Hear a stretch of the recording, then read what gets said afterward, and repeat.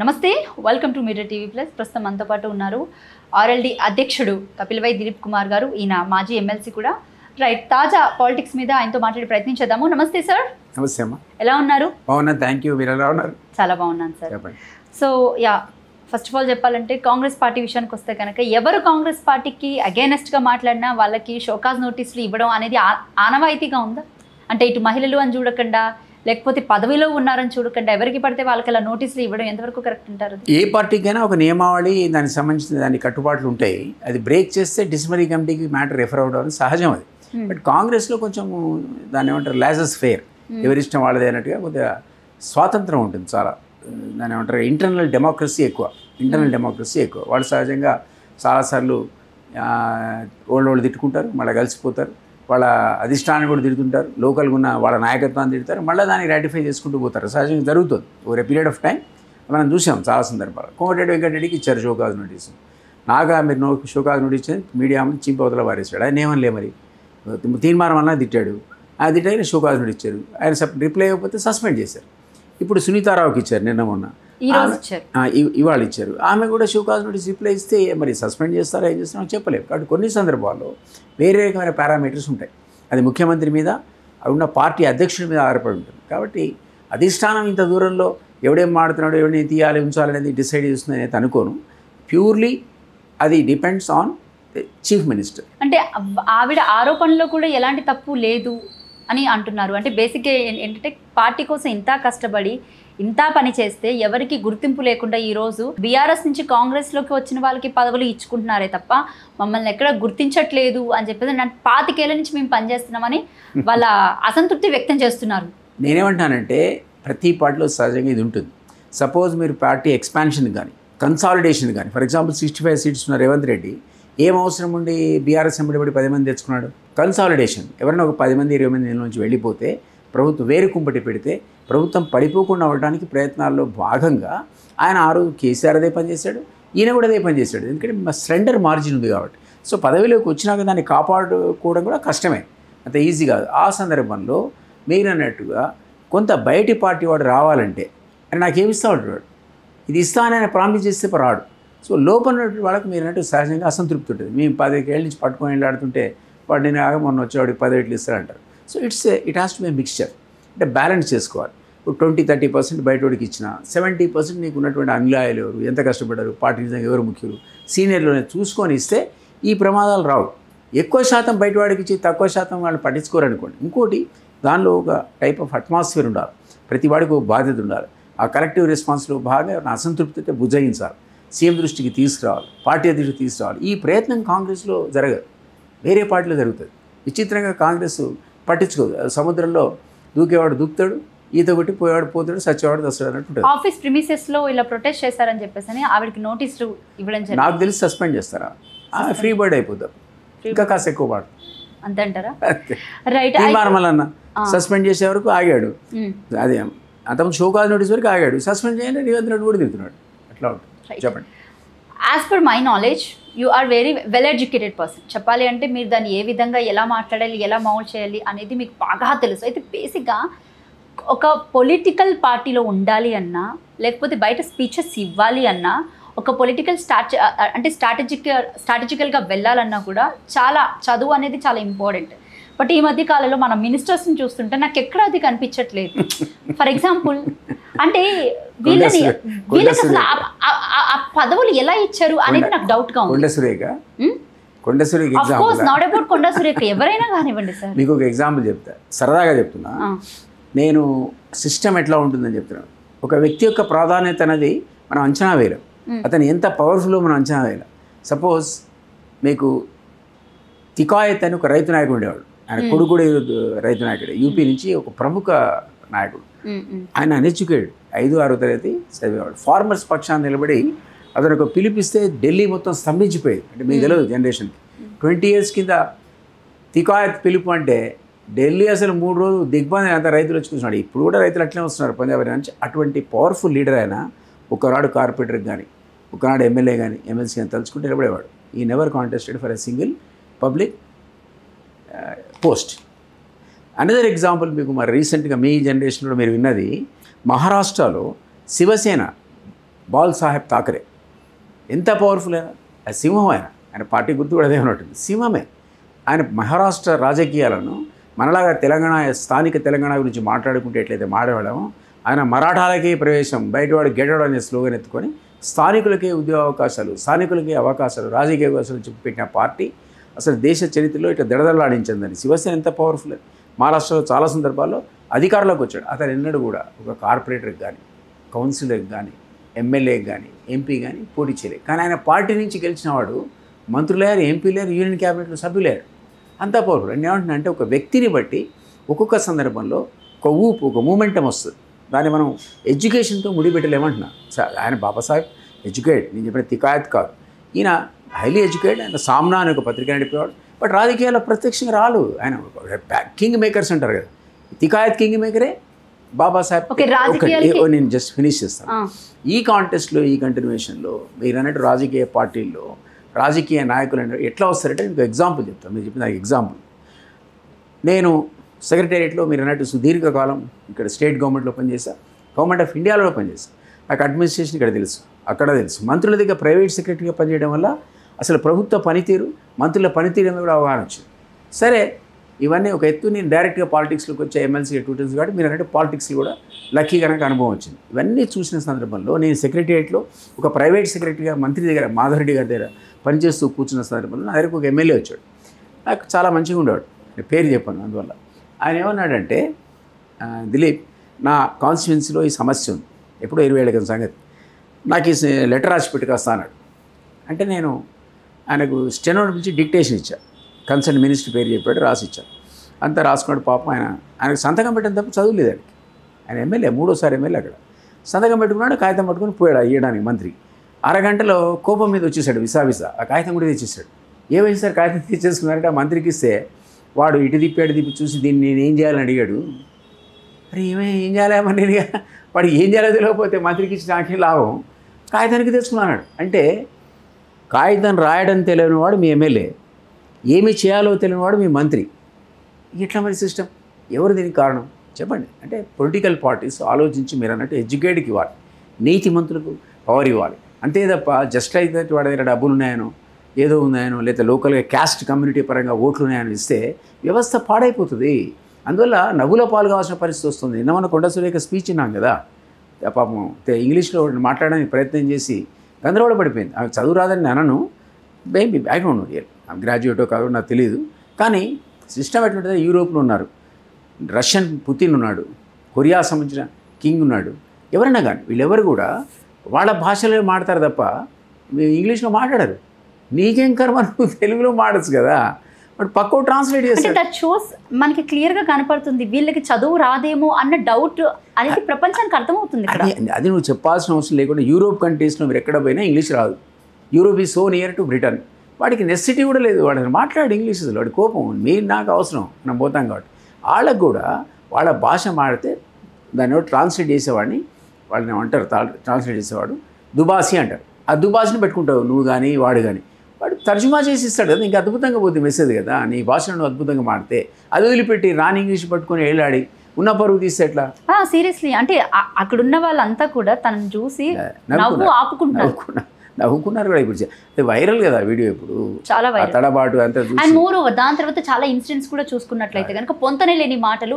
ఒక్కొక్కసారి తన అన్న కూడా నేను అనలేదు అని చెప్పేసి మళ్ళీ ప్రెస్ మీట్ పెట్టి ఆమె అన్యాయం. పాపం తను మంత్రి, క్యాబినెట్ అంటే కలెక్టివ్ రెస్పాన్సిబిలిటీ. ముఖ్యమంత్రియే కాకుండా ఇతర క్యాబినెట్ సభ్యులు అందరూ కూడా ఏం మాట్లాడినా ఏం చేసినా అందరిది ఒకటే రెస్పాన్సిబిలిటీ. మొత్తం ముఖ్యమంత్రికి ఆపాదించబడుతుంది, ఆ క్యాబినెట్కు ఆపాదించబడుతుంది. నువ్వు స్టేట్మెంట్ ఇచ్చి మంత్రులు డబ్బులు లేనిది పని చేయరు, నేను ఈ పని కోసం వాడు వస్తే నాకు డబ్బులు ఏమొద్దు కానీ ఈ పని నాకు పలానా ఊరు పని కోసం చేస్తే చాలు అంటే ఈ పనిలో ఒకటే అడగలేదా, అన్ని పనులు కూడా అడగట్లేదా నువ్వు? మరి అన్ని పనులు అడగకపోతే ఎన్ని ఊళ్ళకి సహాయపడుతున్నావు అదనే చెప్పు. లేదా మంత్రులు కమిషన్ లేకుండా పని చేయట్లేదు అన్నావు, ఏ మంత్రులు? అంటే బీఆర్ఎస్ ఉంటుంది, మరి ఆ మాట ముందే చెప్పొచ్చు కదా. మంత్రులు అనగానే సహజంగా మనందరి క్యాబినెట్ కలీగ్స్ గురించి మాట్లాడుతుంది, పర్సెంటేజ్ లేని ఏమి జరగట్లేదని అనుమానం వస్తుంది. బట్టీకి కాంట్రాక్టర్లు పోయి ఆఫీస్ ముందు ధర్నా చేస్తారు, 20% 30% మరి కట్ చేస్తున్నారు ఘోరం బాబు అని. ఎందువల్ల జరుగుతుంది అంటే రేవంత్ రెడ్డి వెనక గోతులు తవ్వేవాళ్ళు, అవినీతికి పాల్పడేవాళ్ళు ఇంతమంది ఉంటే ఇది సక్రమంగా పాలన ప్రజలకు ఎట్లా అందిస్తాడు అని అంటున్నాను. రైట్, అంటే లాస్ట్ టైం కూడా SLBC టనల్ విషయంలో కూడా వాటర్లో నీళ్లు కలిసాయి అని చెప్పేసి అని మన కోమటిరెడ్డి వెంకటరెడ్డి గారు. అంటే ఈ విధమైన డిస్కషన్స్ అన్ని పార్టీలో తరచు జరుగుతూనే ఉన్నాయి అసలు. లిటరలీ అంటే టైప్ ఆఫ్ జనాలకి క్వశ్చన్ మార్క్ అనేది పడిపోయింది సార్. ఇంకా రెండో విషయానికి వస్తే కనుక సన్నవడ్లు విషయానికి వస్తే వాళ్ళకి బోనస్ అన్నారు. ఇప్పటి వరకు దాని ఊసు మాట కూడా ఎక్కడ ఎత్తలేదు. సభల్లో మాత్రం గొప్పలు చెప్పుకుంటున్నారు. ఇప్పుడు 6 హామీలు ఇచ్చారు, సన్నారు ఇన్నారు అన్నారు, ఇంకేదో అన్నారు, ఇన్సెంటివ్ అన్నారు, రైతులకు రైతు బంధుకు నువ్వేమి ఇచ్చావు, నీ మొహం 10 ఇస్తే నేను 15 ఇస్తా అన్నారు, అగ్రికల్చర్ వర్కర్స్కి 12,000 ఇస్తా అన్నారు. ఇవన్నీ ఎక్కడ జరగలే కదమ్మా. 3 హామీలు ఇచ్చేవరకల్లా ముఖం వేలాడేసి తెల్లబోయి కూర్చున్నాడు ముఖ్యమంత్రి. డబ్బులు ఏమంటున్నాడు, మీకు డబ్బులు కావాలంటే ఎక్కడ తేవాలి చెప్పండి అంటారు. మీరే కదా ఉద్యోగస్తులు, మీకు తెలియని ఇన్కమ్ ఎక్కడిది? నా దగ్గరనే 18,500 కోట్లు. A progressive scheme, A beneficiary scheme, social scheme, security scheme నేను మానేసి మీకు ఎక్కడ ఇవ్వాలో చెప్పండి అన్నాడు. మీకు ఎట్లిస్తా ఒక డిఏ తప్ప ఇవ్వలేని అర్థం చేసుకొని భోజనం మానేయాలంటాడు. అసలు వీడే ఉద్యోగి, వీడికేం కమిషన్లు రావు, వీడికేం పర్సంటేజ్లు రావు, వీడికి ఉండేది ఆ పెన్షను. వాడు ఉద్యోగం మానేసి అంటే జీతం పెన్షన్ మానేసి ఏం తినాలి, ఎట్లా బతకాలి? రేపు సాగుకు దగ్గర ఉన్నటువంటి రిటైర్డ్ అంటేనే వాడు 65-60 ఏళ్ళు ఉంటాయి. 5 ఏళ్ళకి చచ్చిపోతాడో బతుకుతాడో తెలియదు. అట్లాంటి పట్టుకొని ఉపోషం ఉండు, నా దగ్గర డబ్బులు లేవు, నన్ను కోసుకో తిని కావాలంటే ముఖ్యమంత్రి అని వాడు అనొచ్చా? ఎంత తెలివి తక్కువ కామెంట్ అది. నేను అక్కడికి వస్తున్నాను అంటే డైరెక్ట్గా బహిరంగంగా ప్రజల ముందు అంత డేర్గా చెప్పొచ్చు అసలు నా దగ్గర డబ్బులు అదేం డేర్ అండి? చెప్పులు దొంగలా చూస్తున్నారు నన్ను. అవునా కాదు? నన్ను సన్నాసి అన్నాడని అంటే ఈ విధమైన మాట. నేనేమంటానంటే అవునా కాదు, నువ్వు 50 లక్షలతో రెడ్ హ్యాండెడ్గా పట్టుబడ్డావు. నేను దొంగ అనకపోతే మావాడు చాలా గొప్పోడు శ్రీరామచంద్రుడు అంటావు. నువ్వు దొంగవాడు నేను దొంగ అంటున్నాడు వాడు. కాబట్టి నేను చూడగానే వాడు నువ్వు కాస్ట్లీ చెప్పులు పెట్టుకున్నాడు అనుకో, వాడికి అనుమానం వస్తుంది, వేసుకొని పోతాడు మా ముఖ్యమంత్రి అని. అందుకనే దాచిపెట్టండి చెప్పులు అంటాడు. సో నేనేమంటున్నా, ముఖ్యమంత్రి ఆ మాటలు మాట్లాడకూడదు. సరే నువ్వు రెడ్ హ్యాండెడ్ పట్టుబడి దొంగ అయినా సరే ఆ దొంగ కంటే ఈ దొంగే బెటర్ అని ప్రజలు ఓటేసి తెచ్చారు నేను అధికారంలోకి. ఆ దొంగతనం మర్చిపోవాలి కదా. మర్చిపోయి నువ్వు దొంగ నువ్వు చెప్పొద్దు మాకు. నువ్వేం చెప్పాలంటే మా కుటుంబ పెద్దగా నువ్వు ఒక పూట తిన్నా తినకున్నా నువ్వు ఉపోషం ఉన్నా నాకు భోజనం పెట్టాలి నువ్వు, అంతేగాని నువ్వు అది నీ రెస్పాన్సిబిలిటీ కదా. ప్రజలు ఇది ఆశించి పెట్టారు కదా. నువ్వు హామీలు నెరవేర్చలేను, నా డబ్బులు లేవు, నా పని అయిపోయింది, నువ్వు చతికిల పెడితే నువ్వే చతికిల పెడితే మేమేం కావాలి? మీరేం కావాలి, నేనేం కావాలా? మనం ఆయన మీద ఆధారపడి బతుకుతున్నాం వాళ్ళం కదా. వ్యవస్థ కదా ఇది. వ్యవస్థ నడిపించడానికి 5 ఏళ్ళ కోసం నీకు అధికారం ఇస్తే నాకు చేత కాదని నువ్వు వెళ్ళిపో, మరి దిగితే నేను అనుకున్న జానారెడ్డో ఇంకో రెడ్డో, రెడ్ల రాజ్యం కదా, ఇంకో రెడ్డి వస్తాడు. నా దగ్గర డబ్బులు లేవు, నేను పాలన అంటే నన్ను చెప్పులు దొంగలా చూస్తున్నారు అని చెప్పేసి అని ఇప్పటి నుంచి జనాల దగ్గర ఒక సింపతి గేమింగ్ లాగా చూడొచ్చు దీన్ని. ఎందుకంటే నన్ను సన్నాసి అన్నారని అంటే ఒక్కొక్క మీటింగ్లో ఒక్కొక్క వర్డ్ ఒక్కొక్క విషయాన్ని బయట పెట్టుకుంటా వస్తూ. ఎవరన్నారంట సన్నాసి? ఏది సన్నవాడు అన్న సన్నాసి ఎవడది? అది మనం చెప్పలేము. రెండో విషయానికి వస్తే కానీ డబ్బులు లేవనే వ్యక్తి మరి అందాల పోటీలకి డబ్బులు ఎక్కడి నుంచి వచ్చినట్టు? ఈ చిన్నవమ్మా, ఇప్పుడు వ్యవస్థలు డబ్బులు వేరు. మీకు బడ్జెట్ మీద అవగాహన ఉంటాయి. నేను చాలా సీనియర్ లెజిస్లేటర్ కూడా కదా. బడ్జెట్ అంటే ఏమిటంటే రాష్ట్ర బడ్జెట్ అంటే ₹1 రాకడ, అంటే నువ్వు కట్టిన పన్ను, నేను కట్టిన పన్ను, ఇంకెవరో వ్యాపారవేత్త కట్టిన, ఇవన్నీ కలిపి రాష్ట్ర బడ్జెట్ ఒక 2,50,000 కోట్లు వస్తుంది. ఈ వచ్చిన దాన్ని వివిధ పథకాలకు ఏ రకంగా నువ్వు పంచుతావో అది బడ్జెట్. ₹1 రాకడ, ₹1 పోకడ. ఇందులో నీ వెల్ఫేర్ స్కీమ్స్ ఉంటాయి, ఏముంటాయి. అనుకున్న పద్ధతిలో నీకు ట్యాక్సెస్ ద్వారా ఆదాయం రాకపోతే నీ పరిపాలన కుంటుపడుతుంది. ఆయన చెప్పుకున్నట్టుగా డబ్బులు లేని పరిస్థితి వస్తుంది. నువ్వు అలవిగాని హామీలు ఇచ్చావు కాబట్టి ఈరోజు ఈ క్రైసిస్ను ఎదుర్కొంటున్నావు. నీ స్వయంకృత అపరాధం. ప్రజల తప్పు కాదు, ప్రజలు నువ్వు ఇస్తావు అనుకున్నారు. నువ్వు చెప్తే రేవంత్ రెడ్డి దంచుతున్నాడు కేసీఆర్ని, వేసేస్తాడు ఈయన, నీ దగ్గర వేసేస్తారు. మాలాంటి కూడా మా వంతు కృషి చేసామని గెలవడానికి వచ్చినాక నువ్వు ఈ మాటలు మాట్లాడకూడదని ఒకటి. అయితే మరి ఎక్కడిది అవినీతి? మీరైనా అందాల పుట్టిన డబ్బులు ఎక్కడివి? 300 మంది స్పాన్సర్లు ఉంటారు. అక్కడ ఒక హోర్డింగ్ పెట్టడానికి మీకు పర్మిషన్ ఇస్తే వాడు 100 కోట్లు ఇస్తాడు. ఈ ప్రపంచ పోటీలకు 1000 కోట్లు వచ్చినా 2000 కోట్లు వచ్చినా స్పాన్సర్ల ద్వారా వస్తుంది. కానీ బడ్జెట్ గవర్నమెంట్ ద్వారా ఇంత కేటాయించమని రాదు. నాకు తెలియదు నిజంగా. ఈవెన్ గవర్నమెంట్ కూడా తన అరేంజ్మెంట్స్ కోసం 100 కోట్లు 50 కోట్లు పెట్టినా కూడా అది తప్పే. 100 కోట్లు 50 కోట్లు పెట్టే తప్పే. కానీ అది అయ్యే ఖర్చు 1000-2000 కోట్లు అవుతుంది. అదంతా కూడా స్పాన్సర్షిప్ ద్వారా వస్తుంది. ఓకే, వాట్ ఎవర్ స్పాన్సర్షిప్ నేను యాక్సెప్ట్ చేస్తాను. బట్ ఎక్కడైనా అందాల పోటీలు మీరు ఏ కంట్రీలో అయినా చూడండి, ప్యారిస్ కానీ, యూరప్ కానీ, లేకపోతే ఆస్ట్రేలియా కానీ, మీరు ఏ కంట్రీలో చూసినా ఈ మిస్ ఇండియా కాంపిటీషన్స్ ఏవైతే ఉన్నాయో బేసిక్గా కార్పొరేట్ కంపెనీస్ తప్ప గవర్నమెంట్ ఎప్పుడూ కూడా నిర్వహించింది లేదు. మీరు అంటే ఎగ్జాక్ట్ మీరు హిస్టరీ అంతా తిప్పుకున్నా కూడా ఏ కంట్రీ గవర్నమెంట్ కూడా చేయలేదు. But for the first time whole వరల్డ్లోనే ఫస్ట్ టైం ఒక గవర్నమెంట్ ఇది నిర్వహించింది. అంటే దీంతో ఏం పెట్టుబడులు వస్తాయని ప్రభుత్వం దీన్ని నిర్వహించింది, లేకపోతే ఇంకేదన్నా ఆశించా, లేకపోతే నిజంగానే మనకి అంటే ప్రఖ్యాత కాంచుతుందా తెలంగాణ? ఒకటి ఈ వరల్డ్ కాంపిటీషన్స్ స్పోర్ట్స్ కానీ దానివల్ల మనకి ఇన్కమ్ రాదు. స్పోర్ట్స్ ఈవెంట్ ఒక ఇన్స్పిరేషన్ ఇతర వాళ్ళకు వస్తుంది. అదేవిధంగా బ్యూటీ కాంటెస్ట్ కావచ్చు, ఇంకేదైనా వరల్డ్ సంబంధించినటువంటి ఇట్లాంటి ఈవెంట్స్ మీరు కండక్ట్, ఒలింపిక్స్ కావచ్చు, పారా ఒలింపిక్స్ కావచ్చు, ఏషియన్ గేమ్స్ కావచ్చు. స్పోర్ట్స్కి దీనికి అసలు కంపారిటివిటీ లేదు సార్. ఇది కూడా వన్ ఆఫ్ ది స్పోర్టే. ఇదొకటి నేనేం దాన్ని సపోర్ట్ చేయట్లే, డబ్బులు లేని స్టేట్ కదా అనవసరం. కానీ ఏమంటే ఈ విధంగా అయితే బ్రాండ్ ఇమేజ్ పెరుగుతుంది. సపోజ్ ఒలింపిక్స్ మేము కండక్ట్ చేస్తామని ఇండియా ఇప్పటివరకు ముందుకు రావడానికి కారణం ఏంటి? అపారమైన వ్యయం ఉంటుంది, గవర్నమెంట్ ఇన్వాల్వ్మెంట్ ఉంటుంది. కానీ దానివల్ల ఒక్కసారి బూస్ట్ అయింది. ఎన్ని నగరాల్లో అయితే ఇవి మీరు ఒలింపిక్స్ గడిచాయో అట్లాంటివన్నీ కూడా ఫేమస్ అయినాయి బ్రాండ్ ఇమేజ్. అట్లాగే వీటికి కూడా బ్రాండ్ ఇమేజ్ వస్తుందని ఆయన ఉద్దేశం కావచ్చు. కానీ ఈరోజు ఇప్పుడు ఫర్ ఎగ్జాంపుల్ చార్మినార్లో అగ్ని ప్రమాదం జరిగింది. ఎవరు ముఖ్యమంత్రి? హోమ్ మినిస్టర్, ఫైర్ డిపార్ట్మెంట్ చూసే మంత్రి ఎవరు? ముఖ్యమంత్రి తెల్లారి పోవాలి గాడికి, వందల పోటీలో పోయి కూర్చొని బుకేలు ఇచ్చేది ఇంపార్టెంటా? చనిపోయినా నీ శాఖ ఎందుకు పెట్టుకునే అవసరం లేరా? హోమ్ మినిస్టర్ ఉండాలి కదా. ఆ హోమ్ మినిస్టర్ ఉంటే ఆయన బాధ ఆయన పడేవాడు, ఫైర్ డిపార్ట్మెంట్కి రివ్యూ చేసేవాడు, ఏదో జరిగేది. నువ్వు పెట్టుకోవడం ఏంటది? పెట్టుకొని నువ్వు ఏం చేస్తున్నావు? వాటితో ఫోన్లో పరామర్శించాట, నేను విన్నది, పోయడంలో తెలియదు. ఫోన్లో ముఖ్యమంత్రి పరామర్శించడం ఏంటి? ఉన్న చార్మినార్ దగ్గర పోయి చూసాక వాళ్ళకి నువ్వు డబ్బులు ఇచ్చినా ఫోన్లో పరామర్శించి అది కరెక్ట్ కాదు. నీ శాఖ కదా. పొన్నం ప్రభాకర్, ఆయన బాయ్, ఇంకెవరో బాయ్, ఎంపీలందరూ పోయి, కిషన్ రెడ్డి బాయ్, బండి సంజయ్ బాయ్, ఎవరు వాళ్ళకు బాధ్యత ఉన్నటువంటి మంత్రులు, ఆ ఏరియాకు సంబంధం ఉన్న వాళ్ళు, హైదరాబాద్ వాళ్ళంతా పోయి వస్తుంటే ఈయన ఫోన్లో పరామర్శించినటువంటి ముఖ్యమంత్రి, కాంబినేషన్ ముఖ్యమంత్రి, ఈయనట అందాల పోటీలో మీరు అన్నట్టుగా అవసరం లేని పనికిరాని అందాల పోటీ దగ్గర నీకు ఎందుకు పోయేది? ఈవెంట్ ఎందుకు? దాని మీద నీ టైం ఎందుకు వేస్ట్ చేస్తున్నావు? అసలు ఆ పెట్టుబడి ఈవెన్ 5 కోట్లు పెట్టినా 10 కోట్లు పెట్టినా నేను స్పాన్సర్షిప్ వస్తుంది, మనం అంతగా పెట్టమంటున్నా. ఈవెన్ ఫైట్ అని తప్పు అంటున్నా నేను.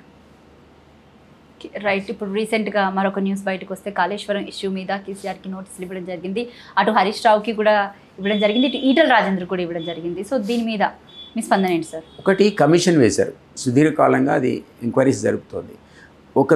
దాని సమయం సరిపోక ఎక్స్టెన్షన్ జరగచ్చు, క్లైమాక్స్కి వచ్చిందని నాకు చివరి ఎక్స్టెన్షన్ ఇచ్చారు. They have to submit a report. దీంట్లో ఉన్నది ఏంటంటే అన్ని రకాల ఎవిడెన్సెస్ కలెక్ట్ చేసి సమగ్రమైన నివేదిక ఇవ్వడానికి ముందు దానికి సంబంధించిన బాధ్యులైనటువంటి వారు ఎవరు? ముఖ్యమంత్రి, ఇరిగేషన్ మినిస్టరు, డబ్బులు ఇచ్చిన ఫైనాన్స్ మినిస్టర్ ఎవరు అని వాళ్ళు ఎగ్జామిన్ చేయాల్సిందే. అందులో వచ్చిన రకరకాల ఊహాగానాలు, వార్తల్లో వచ్చిన విశేషాల వల్ల ఆర్థిక శాఖ మంత్రి అనుమతితో లేదా హరీష్ రావు చెప్పడం వల్ల ముఖ్యమంత్రి మౌఖిక ఆదేశాలు అంటే నోటి ద్వారా ఇచ్చిన ఆదేశాల వల్ల ఈ పనులు చేశామని చాలామంది ఇంజనీర్లు చెప్పినట్టుగా మనకు పేపర్స్లో వచ్చింది. అది నిజమైతే ఈ ముగ్గురిని కూడా విచారణకు నోటీస్ ఇచ్చి పిలిచి విచారణ కంప్లీట్ చేయకుండా ఈ ఇన్వెస్టిగేషన్ కాంప్రహెన్సివ్గా క్లోజ్ కాదు. ఆ కారణం చేత వాళ్ళకి ఇచ్చారు. అంత మాత్రం చేత నోటీసులు అని సిబిఐ ఈడీ ఎంక్వైరీ లాగా ఎంక్వైరీ నుంచి బయటికి రాగానే పోలీసులు అరెస్ట్ చేసి తీసుకుపోరు. ఆ నివేదికలో రావాలి స్పెసిఫిక్గా వీళ్ళ మీద ఛార్జెస్ పెడతారా, లేకపోతే స్పెసిఫిక్గా వీళ్ళు ఏమన్నా అలిగేషన్స్ అనేది ఎవిడెన్సెస్ అందులో వదిలిపెడతారా, లేదా ఇన్కంప్లీట్గా ఈయన responsibility government should not have done that, chief minister should not have allowed this project అని రాసు ఏదైతే నేషనల్ డ్యామ్ సేఫ్టీ అథారిటీ వాళ్ళు వచ్చి దాంట్లో టెక్నికల్ ఫాల్ట్స్ ఉన్నాయన్నారు కాళేశ్వరంలో. వాళ్ళంతా ఇంజనీర్స్ కదా, ఎక్స్పర్ట్స్ కదా. దాంట్లో కొంత ఎక్కడో దాని ట్రాక్ తప్పింది, త్వరితగతిన చేశారు, సేఫ్టీ మేరస్ తీసుకోలేదు, ఇవన్నీ తప్పులు. సో దానికి సంబంధించిన అధికారులను, అదేవిధంగా మంత్రులను, ముఖ్యమంత్రికి ఓవరాల్ ఇన్ఛార్జ్ వీళ్ళకు వాళ్ళని బాధ్యులు చేయక కమిషన్ కూడా తప్పదు. కాంట్రాక్టర్స్కి కూడా దీంట్లో కాంట్రాక్టర్స్ ఎగ్జిక్యూట్ చేసిన వాడే ఆ తప్పులు చేశాడు. ఎందుకు చేస్తున్నాడు? 500 కోట్లు పని చేస్తే బ్రహ్మాండంగా కాంక్రీట్ వర్క్ జరగాలి, ఇక్కడ లీకేజ్ ఉండకూడదు, ఫుల్ ప్రూఫ్ ఉండాలి, మెయింటెనెన్స్ కూడా కమింగ్ 5 yearsలో వాడే చేయాలి. అట్లాంటి సంస్థలు ఈరోజు డిఫెక్టివ్ వచ్చి మునిగింది అక్కడ అని అంటే దాని అర్థం ఏంటంటే అక్కడ ఏదో డిఫెక్టివ్, దాని ఏమంటారు నాణ్యత లేనటువంటి పనులు జరిగాయి. దానికి మెగా కృష్ణారెడ్డి బాధ్యత వహించాల్సి వస్తుంది, ఎల్ఎన్టీ బాధ్యత వహించాల్సి వస్తుంది. రేపు అది ఎస్టాబ్లిష్ అయ్యి ఇది కంపెనీలదే తప్పు, they are not taken adequate precaution కనుక కమిషన్ నిర్ధారించింది అనుకోండి, లేదు సీఎంఏ బాధ్యుడు అనుకోండి, కాదు ఫైనాన్స్ మినిస్టర్ బాధ్యుడు అనుకోండి, లేదు హరీష్ రావు రెస్పాన్సిబుల్ అన్నా అనుకోండి, వీళ్ళందరూ కేసులు బుక్ చేశారు. అంటే end of the day Megha Krishna Reddy మీదకి వస్తే ఇప్పుడు అదే మెగా కృష్ణారెడ్డితో అదే మెయిల్ కంపెనీతో చాలా కాంట్రాక్టర్స్ కాంగ్రెస్ పార్టీ కూడా ప్రెసెంట్ ఉన్న ప్రభుత్వం ఒప్పందం పెట్టుకుంది. చాలా అంటే ఇటు నిమ్స్ హాస్పిటల్ దగ్గర నుంచి చాలా కన్స్ట్రక్షన్స్ జరుగుతున్నాయి ప్రెసెంట్. మరి అంటే ఇక్కడ ఏదో ఉన్నట్టే కదా సార్ మధ్యలో. నేనేమంటున్నానంటే ఒక ఫీల్డ్ లోపల మీరున్నారు, నేనున్నా, ఎల్ఎన్టీ ఉంది, అదే వేడవాడు ఉన్నాడు, కృష్ణారెడ్డి ఉన్నాడు. ఓ టెండర్ ఫోర్డ్ చేస్తే ఎలిజిబిలిటీ క్రైటీరియా ప్రకారం అతనికి అన్ని ఎలిజిబిలిటీస్ నుంచి అతన్ని మీరు ఎగ్జామిన్ చేయాల్సిందే. మీరు 100 రూపాయలు కోట్ చేసి నేను 90 రూపాయలు కోట్ చేసి వర్క్ చేయడానికి 70 రూపాయలు కోట్ చేస్తే అతన్ని ఎలివన్ అవుతాడు, అతనికి ఇవ్వాల్సిందే. ఎప్పటి వరకు? అతన్ని మీరు బ్లాక్ లిస్ట్ చేసేంత వరకు.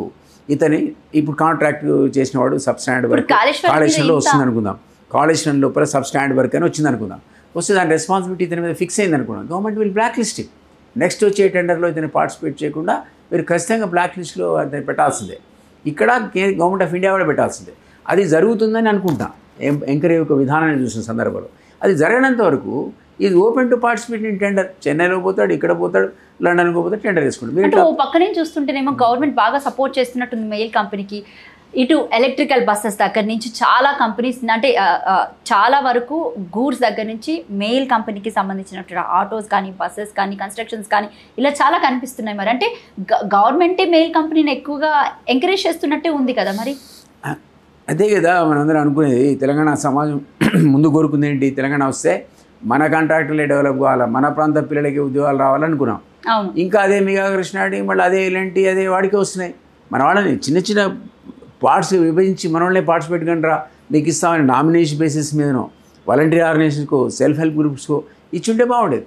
కానీ మీరు టెండర్ కండిషన్స్లో డిపాజిట్ 1000 కోట్లు పెట్టు, మీకు పాత ఎక్స్పీరియన్స్ 50,000 కోట్ల వర్క్ చేసిన ఎక్స్పీరియన్స్ ఉండాలంటే ఎవడన్నా తెలంగాణ ఉంటాడు. అందులో 50,000 జీతం కూడా లేనివాడు వీడే చేస్తాడు అవి. సో వాడు పార్టిసిపేటే కాడు. సో కంపల్సరీగా వచ్చే ప్రముఖ 10 కంపెనీలు వీడు ఉన్నాడు అనుకోండి, మ్యానిపులేట్ చేస్తాడు.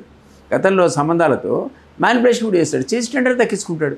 అది ప్రాబ్లం. అందువల్ల వీళ్ళు వస్తున్నారు. కాబట్టి వాళ్ళని బ్లాక్ లిస్ట్ చేయాలి. ఇట్లాంటి కంపెనీస్ ఎవరైతే వాటి మీద మచ్చ ఆల్రెడీ ఉందో, అది ఎవరైనా కానీ అది అట్లాంటి వాళ్ళని ముందు బ్లాక్ లిస్ట్ చేసే కార్యక్రమం గవర్నమెంట్ పెట్టుకొని you are not allowed to participate in tender అంటే వేరే వాడు వస్తాడు. As long as you hello. ఇంకోటి అనుకున్నాడుగా, అతని మీద అలిగేషన్ వచ్చినాయి. సీఎం పై ఫోటోలు దిగాడు, మళ్ళీ ఎట్లా అతని దగ్గర డబ్బులు తెచ్చుకున్నాడు అని. సో అంబానీ, అదానీ, మరి అది కూడా వచ్చింది ఆయన మీద కూడా. Adani is not black listed. నువ్వు ఆయన ఆపలేవు. బ్లాక్ లిస్ట్ అయ్యి కంపెనీ బ్లాక్ లిస్టెడ్, అప్పుడు వీడు యాక్సెప్ట్ చేయడు టెండర్ని. అతను బ్లాక్ లిస్ట్ కానంత వరకు మీరు అదానిని ఆపలేరు, కృష్ణారెడ్డిని ఆపలేరు, మేఘా కృష్ణారెడ్డి ఎవరు కూడా ఆపలేరు. అది ఒక ఏమంటారు, అది తప్పు జరుగుతుంది గవర్నమెంట్లో. రైట్. మీరు ఢిల్లీకి బాగా పోయిస్తూ ఉంటారు. మీకు బాగా అంటే చాలా మందితో సత్సంబంధాలు కూడా ఉన్నాయని విన్నాము. ఇటు ఏఐసిసి దగ్గర నుంచి సీఎం మార్పిడి విషయంలో బాగా అంటే గత 17-18 నెలల నుంచి నడుస్తున్న విషయమే ఇది. బట్ ఎక్కడ కూడా దీని మీద ఒక క్లారిటీ రావట్లేదు. అంటే త్వరలో మారుస్తారు, హైకమాండ్కి నచ్చట్లేదు అని అంటున్నారు. ఓ పక్క నుంచి సీఎం అసంతృప్తి కూడా ఒక్కొక్కటి బయటపడుతుంది. అంటే ఏం జరుగుతుంది అంటారు ఇంటర్నల్గా? నాకున్న అవగాహన మేరకు అధిష్టానం ఇప్పటికిప్పుడు రేవంత్ రెడ్డి మీద చేయవేది. ఎందుకు ఏదంటే అసలు వాళ్ళకి ఎక్కడైనా అవసరాలు ఉంటే, ఎలక్షన్స్ ఉంటే ఆదుకునేవాళ్ళు 2 రాష్ట్రాలు, ఒకటి కర్ణాటక, ఒకటి తెలంగాణ. ఇంకెక్కడ అసలు హిమాచల్లో ఉంది. హిమాచల్ కూడా ఇదే పరిస్థితి. పెన్షన్, శాలరీస్ తప్ప వాళ్ళకి డబ్బులు లేవని ముఖ్యమంత్రి ప్రకటించుకున్నాడు. రూపాయలు లేనారా మీ జీతాలు తప్ప అని. అక్కడ ఏమీ జరగదు అక్కడ. కాబట్టి ఈ 2 రాష్ట్రాల నుంచి రేవంత్ రెడ్డి పంపుతున్న మూటలు కానీ, కర్ణాటక నుంచి వస్తున్న మూటలు కానీ వస్తున్నంతసేపు అధిష్టానానికి ఏం పట్టిందండి? అధిష్టానం పట్టించుకోదు. నాకు తెలిసి అతను తీయరు. ఆ రకంగా మ్యానిపులేషన్ కూడా వేరేవాడు చేసేవాడు కాంగ్రెస్ ఉన్నట్టు నాకు కనపడట్లేదు. అంతమంది సీనియర్లు కాదని వచ్చాడు, ఎట్లా వచ్చాడు? తొక్కి వచ్చినాడుగా. వేరేవాడు దొక్కలేకపోయాడే మరి ఇలా. అంటే కాంగ్రెస్ పార్టీకి కూడా సంబంధించి చాలా మందికి జీతాలు అందట్లేదు అని విన్నాను నేను. పార్టీ అంటే ఎవరికి జీతాలు అంటే? పార్టీలకి సంబంధించి కొంతమందికి జీతాలు అంటే పార్టీలో వర్క్ చేసే వాళ్ళకి కానీ. పార్టీ వర్కర్స్ జీతాలు ఎవరు ఇస్తారు? అసలు ఎవరు ఇవ్వలేదు. పార్టీదే సోషల్ వర్క్. ఏదో పనులు చిన్న పర్యలు చేసుకొని మనం ఇంతకుముందు అనుకున్నా అవినీతికి ఆలవాలనేటువంటి ఏదో పనులు చక్కబెట్టుకొని సంపాదించుకోవాల్సింది తప్ప పార్టీ పరంగా నువ్వు 10,000 తీసుకొని, నెలకు 5,000 తీసుకొని ఏ పార్టీ ఇస్తుంది? అసలు నాకు తెలిసి ఏ పార్టీ ఎవరికి జీతాలు ఇవ్వదు ఎక్సెప్ట్ బీజేపీ ఫుల్ టైమర్స్కి. ఆ ఫుల్ టైమర్స్ కూడా బీజేపీ వాడు జీతాలు తీసుకోరు. భోజనాలు ఒక భోజన వ్యవస్థ ఏర్పాటు చేసి వాడు తిరుగుతూనే ఉంటాడు రూపాయలు కూడా. కాబట్టి ఇక్కడ కూడా అది నాకు తెలిసి కార్యకర్తల్లో అసంతృప్తి ఉంటూనే ఉంటుంది. మీ కనుక డబ్బులు వాళ్ళకి రాకపోతే అండ్ డెఫినెట్లీ ఈ not connected, they can't pay. నాకు తెలిసి ఏ పార్టీ కూడా ఇవ్వలేదు.